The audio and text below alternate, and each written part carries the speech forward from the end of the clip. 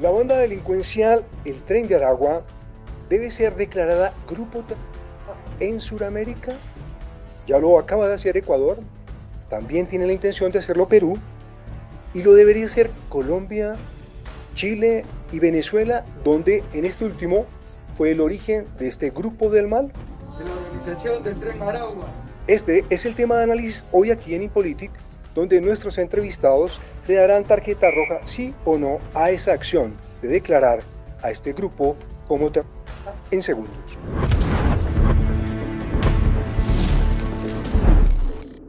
El Tren de Aragua ha hecho alianzas perversas con otros grupos en toda la región. Viola derechos humanos, utiliza armamento incluso de la fuerza pública y esto ha ayudado a disparar las tasas de delincuencia en toda la zona o región. Hacemos en este momento contacto en Ecuador con el general Fausto Salinas. Buenos días o buenas tardes. Igualmente le damos la bienvenida en Perú al ex viceministro del Interior, Ricardo Valdés. Señor, gracias por aceptar la invitación de Impolítica. Muy buenas tardes, un gusto general. Un gusto, Igualmente, ministro. el Tren de Aragua debe ser declarado un grupo terrorista. Empiezo con usted, general. Creo que deben ser combatidos como organizaciones terroristas. Todo tiene origen en el tráfico de drogas y en estas bandas criminales que buscan tomar espacios en todos los países, pasando de organizaciones locales a organizaciones transnacionales, y entre esas organizaciones criminales está precisamente el Tren de Aragua. Para el Ecuador, el inicio de esta lucha fue identificando los grupos criminales que operaban en el Ecuador. Es así que se identificó objetivos de alto, mediano y bajo valor, los cuales han sido combatidos con sus respectivas organizaciones. Y precisamente hace unos días, con la visita de Edmundo González, del presidente electo de Venezuela, eh, ahí ratificaron un compromiso de luchar contra el Tren de Aragua, declarándole también como organización y criminal y generando herramientas para poder combatir contra esta organización que abarca varios países. El viceministro, cuando uno determina que un grupo está, ¿qué faculta a las autoridades y al propio gobierno para actuar? Nosotros hemos tenido muchísimos años de terrorismo en el Perú y el terrorismo está desde nuestra legislación relacionada con la toma del poder político, con el interés de ser gobierno y el interés de poner en práctica una ideología. Lo que estamos viendo ahora en el Perú es una suerte de movimiento en algunos grupos políticos. Y también desde el Ejecutivo se ha planteado una iniciativa de hacer un cambio en el régimen legal, en el Código Penal peruano, para incorporar la figura del terrorismo urbano. Es decir, a los grupos criminales que mediante el terror buscan, digamos, obtener sus beneficios y ganancias ilícitas. Aquí tenemos un debate al respecto, obviamente, porque bajo el concepto de terrorismo como, digamos, concepción política e ideológica, el salto, llevarlo hacia la criminalidad, es algo obviamente que ha generado una serie de comentarios de políticos, legisladores, etcétera, ¿no? Yo me encuentro dentro de la línea de que considero mantener el concepto de terrorismo en el tema político para tomar el poder y los mecanismos de empleo del terror para tomar el poder y ser gobierno. Y más bien considero que hay que fortalecer la inteligencia, las capacidades de nuestras fuerzas del orden para luchar con mayor eficiencia ante los grupos criminales independientemente del pasaporte que estos grupos criminales tengan. Es decir, esta Constitución establece y le da mandato a la Policía Nacional a conservar el orden interno, y también hay una serie de otros actores a nivel de la seguridad que tienen responsabilidad en ello. Y en ese sentido, lo que sí vemos es una serie de deficiencias en la generación de estrategias, en la generación de planes, en el establecimiento de indicadores para poder combatir la delincuencia, por más violenta que ésta sea, puesto que en el año 2024 y ahora en inicios del 2025 vienen retomando ya el uso para extorsión y otros temas de dinamita y de explosivos, cosa que no se ve desde hace mucho tiempo, ¿no? En el Perú, desde la época de nuestro terrorismo con Sendero Luminoso y el MRTA. El crecimiento de estas bandas en los dos países, en Colombia también, en Venezuela y demás, ¿no es fruto de la negligencia de los gobiernos, de las autoridades? Y con todo respeto, general, usted fue comandante de la policía y usted, ministro del Interior. Muchos no le dirían, ¿ustedes son culpables, parte de que estos grupos y estas organizaciones delincuenciales hayan crecido tanto? Colombia y Perú han vivido problemas muy críticos de violencia, de inseguridad, de terrorismo, de narcotráfico, y nosotros quizá como país no tomamos las debidas precauciones para que esto no pase. Es así que las instituciones quizá no tenían la capacidad tecnológica, la capacidad logística, el número de personal de la fuerza pública e incluso la capacidad en las unidades judiciales para procesar estos problemas que estaban viniendo. Yo creo que hay un sistema estructural que está en declive y que tiene que ser revisado. Las instituciones tienen que mantenerse fortalecidas y también la educación de los ciudadanos requiere que se revisen los valores y principios, porque también al igual que hay violencia, también hay mucha corrupción en algunos ciudadanos que les gusta estar cerca del delincuente para obtener beneficios económicos. O sea, ha fallado la institucionalidad en Ecuador y en el vecindario. En Perú, señores viceministro, En el Perú tenemos identificadas a bandas, organizaciones criminales como los choneros, los lobos, que operan en la zona de la minería, en la frontera que compartimos. Y también tenemos evidencias de los remanentes de las FARC que están a lo largo de todo el Putumayo, 1500 kilómetros de frontera que compartimos con Colombia. Tenemos evidencias del Comando Bermelo operando también en las zonas de la Amazonía peruana, en tanto Loreto como en Ucayali. Al primer comando capital también operando en Madre de Dios, una zona muy rica en oro y que realmente es un lugar, digamos, manejado por la criminalidad. Y tenemos organizaciones criminales muy activas, boliviano-peruanas, familias que están en un lado y en otro, que son los que manejan todo el trasiego de droga, de mercurio, de dinamita, de armamento, etcétera. Entonces, todas estas organizaciones, esta forma ha generado alianzas. El Tren de Aragua llegó como un, digamos, como un solo grupo criminal, pero en estos momentos la propia presidenta de la República ha dicho que han disuelto a Tren de Aragua. Yo no comparto su opinión. Lo que ha ocurrido es que Tren de Aragua se ha injertado con organizaciones peruanas, con lo cual su poder de alianzas ha crecido, su capacidad de fuego también. sí, porque Entonces, se hablan de 200 bandas allí que propiamente se atomizaron, ¿no? Es junto con el Tren de Aragua. el actual ministro de Interior, con quien no comparto puntos de vista, habla de 300 en una entrevista que le dio al diario El Comercio el día domingo. Solamente en Lima, ¿no? Entonces, frente al Tren de Aragua, 300 organizaciones criminales, uno dice, bueno, yo entiendo que lo que nos quiere mandar ese mensaje es que esta organización se ha licuado. Y eso entre las que operan en el Perú, pero a su vez tenemos dos organizaciones criminales muy fuertes de la libertad, como los Pulpos y la Jauría, que operan en Brasil y en Chile. Entonces hay una internacionalización del delito que ha cambiado por completo la forma en que debemos mirar la criminalidad y la forma como debemos enfrentar.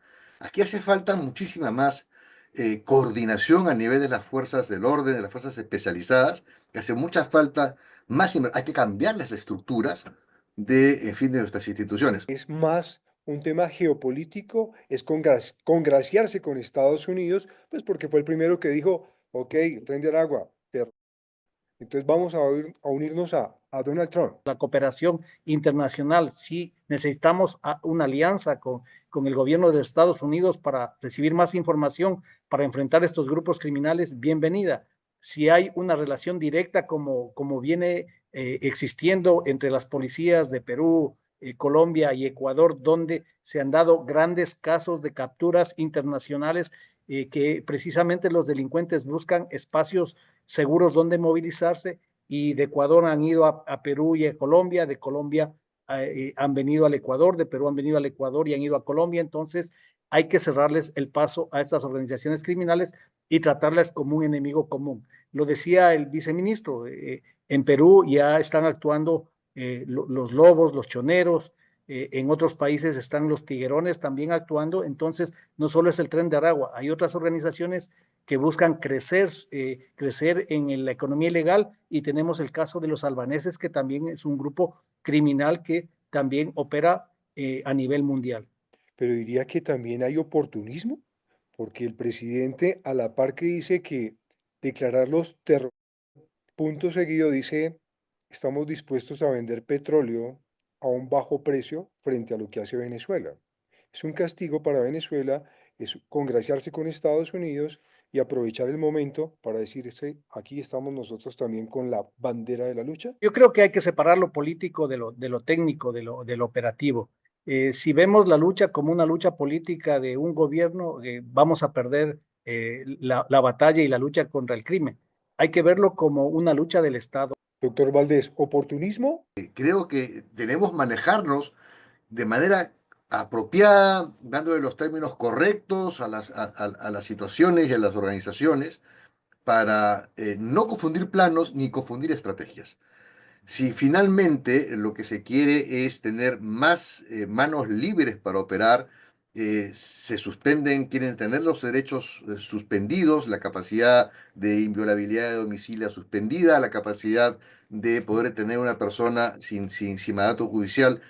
Esos estados de excepción están contemplados en la Constitución. Se pueden dar cuando los niveles de conflictividad son altos o cuando inclusive hay un fenómeno natural que también lo propicia. Entonces hay mecanismos y hay formas de manejar esta situación sin necesidad de tener que recurrir a un concepto que a mi juicio debemos manejarlo en el plano político, ideológico y no trasladarlo al plano criminal. Hablaba con algunos colegas allí en Perú y me dicen que ni siquiera el gobierno ha esclarecido, el de Perú, la forma como llegaron armas largas de uso oficial, privativo, estamos hablando, fuerza pública, a manos del Tren de Aragua. ¿Qué pasó? Entonces, ¿hay negocio? ¿Hay contubernio con las autoridades? Te lo digo así de claro, no le voy a adorar la píldora. Es más, inclusive han habido una serie de informaciones proporcionadas en vivo y en directo, donde armas decomisadas por la policía a delincuentes han sido vueltas a decomisar a otros delincuentes. Entonces uno dice, ¿qué pasó con la cadena de custodia?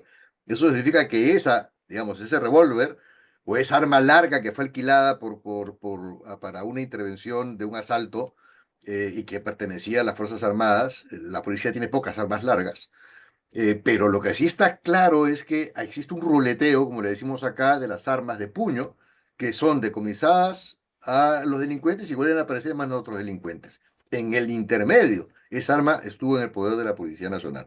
Hay muchas cosas que hay que explicar. General, usted lleva más de 35 años, o lleva más de 35 años en labores de la policía. Cuando uno nota la percepción, lo ve en Colombia, lo ve en Venezuela, lo ve en Chile, dicen, la policía no sirve, no captura. ¿Usted qué dice, general? Yo diría que es muy importante la trazabilidad. ¿Qué herramientas tienen las instituciones de seguridad para la trazabilidad? Para buscar a las personas, su imagen, su identificación con inteligencia artificial. ¿Qué capacidad tienen las instituciones para manejar los datos, los movimientos, las salidas, entradas al país, la videovigilancia? ¿Cómo saltamos alertas con videovigilancia de personas que podrían ser buscadas en otro país? Lo hacemos de manera muy manual, pero deberíamos transicionar a algo más artificial. Y también las finanzas. ¿Cuántas restricciones tenemos para que una persona abra cuentas en nuestros países? Se abren por Internet las cuentas bancarias, cuentas que son utilizadas para lavar el dinero del crimen. Entonces, hay que mejorar la trazabilidad en nuestros países y compartir toda esa información en tiempo real contra los objetivos comunes. En Perú se capturó a alias Mamú. Se capturó también a José Ángel Padrón, que es de la banda Los Hijos de Dios, todos aliados con el Tren de Aragua. ¿Ustedes allá saben si estos dos personajes gozan de privilegios. En lo que a Mamut se refiere, está en un penal de alta seguridad que es Chayapalca, que es uno de los penales más complicados, complejos, a muchísima altura en la zona entre Tacna y Puno, tremendamente alta, a 4.500 metros de altura, y con dificultades de comunicación. Entonces, es la zona donde suelen ser enviados los internos de alta peligrosidad para impedir justamente que tengan una comunicación activa, ¿no? Con sus redes, ¿no? Esa es la forma, y por eso es que Mamut está prácticamente ya, digamos, se habla poco y se escucha poco de él. Pero sin duda hay otros líderes dentro del Tren de Aragua y como dije originalmente hay una tendencia cada vez mayor a que estas organizaciones criminales se injerten y son tremendamente ágiles, son muy rápidas en cambiar sus modos operandi y tienen una gran ventaja sobre las fuerzas del orden. Y es que aquí la extorsión ha generado altísimos niveles de dinero. Por ejemplo, Madre de Dios, hay un grupo muy sanguinario que se llama los Guardianes de la Trocha, que son los que le dan el soporte como dicen aquí, el chalequeo, es decir, le dan la protección a los mineros ilegales, ¿no? Para que puedan realmente hacer negocios y ellos son los que se encargan de darle la protección a quienes quieren, digamos, apropiarse del oro de ellos. Requiere mano dura, porque al ver los videos que, por ejemplo, utiliza o pone en redes los pulpos de Trujillo, uno Ni dice, actúan igual que las bandas o los carteles mexicanos, tal cual. De los principales crímenes de los pulpos hay uno muy sonado, donde secuestraron a un comerciante de oro. Por supuesto, esa era oro ilegal el que estaba comercializando esta persona. Y le exigieron 10 millones de soles a la familia pagó de inmediato 3, y como no completaron lo que faltaba, después de cortarle una serie de tonterías, lo asesinaron. Entonces sí, actúan con gran ferocidad, ¿no? Ferocidad y salvajismo, como hemos visto en muchas organizaciones mexicanas, colombianas, qué sé yo, o sea, acá también tenemos lo nuestro, ¿no? A nivel de rudeza y de violencia. ¿Cuáles serían dos de las más importantes reglas para implementar en la región de Sudamérica y combatirlas? Tenemos una herramienta fundamental como es Ameripol. Ameripol debe explotar todas las capacidades de interconexión tecnológica, de estudios, de capacitación y también se podría para definir políticas de cómo identificar cuál es el objetivo prioritario de la región para ser combatido. Pero ¿no Entonces, cree, señor, que si se asusta a esta gente diciéndoles van a ser extraditados, que ustedes no tienen el acuerdo, puede ser como el tate quieto? yo creo que en el Ecuador no, porque las leyes migratorias son muy débiles. Alguien puede venir al Ecuador y cuando ya está dentro no hay cómo deportarlo. Entonces, quizá para los más violentos, para quienes ya tienen una pena que están en la cárcel, hay un procedimiento para que una vez que terminan su pena pueden ser deportados, pero para el resto no tenemos la fuerza que debería tener un Estado para controlar las personas que lo visitan. Si es que están de forma legal, qué bien, pero si están de forma ilegal, debería tener alguna consecuencia esa ilegalidad. Viceministro, ¿cuáles son las dos reglas suyas a implementar en la región? En lo personal, considero que tenemos que tener diálogo político para realmente ponernos de acuerdo, o sea, qué cosa es terrorismo para todos nosotros.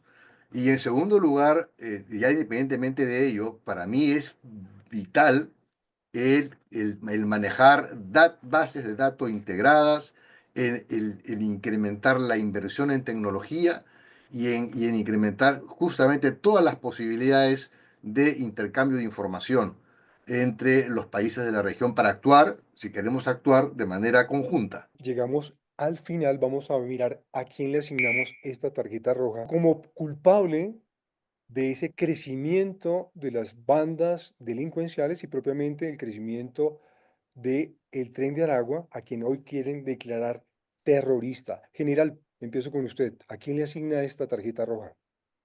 La tarjeta roja va contra los grupos de delincuencia organizada, incluido el Tren de Aragua. Perfecto. ¿Y usted, viceministro, ex viceministro?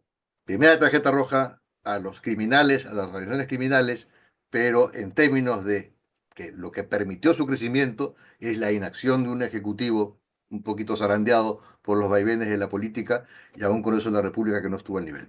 Viceministro, muchas gracias, igual que al general, por atender la invitación en político. Muchísimas gracias Saludos. también. Buenas tardes. Buenas tardes.